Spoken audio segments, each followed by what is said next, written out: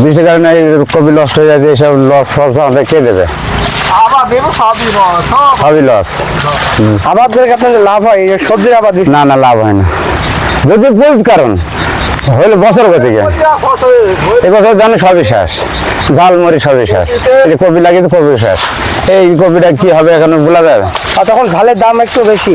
এখন ঝালের দাম বেশি, তো বেশি সবার তো আর নাই, বুঝবেন এক একজন আর আছে। বাড়ি কুষ্টিয়া জেলা দৌলতপুর থানা খলিশাখন্ডে উদয়নগর বাড়ি। আমাদের কৃষি কাজ করে কোনো আয় উন্নতি নাই, কোনো লাভবান হইতে পারছি না।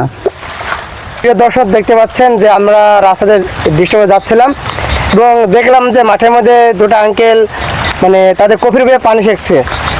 বৃষ্টির মধ্যে এখন মাঠে কেউ নাই, তারপরে দুটো আঙ্কেল তারা পানি সেঁকছে যেন কপিটা নষ্ট না হয়, নষ্ট না হয় এই জন্য।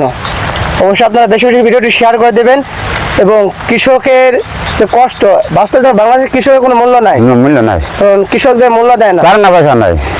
এই জন্য আপনার অবশ্যই ভিডিওটি মানে বেশি বেশি শেয়ার করে দেবেন।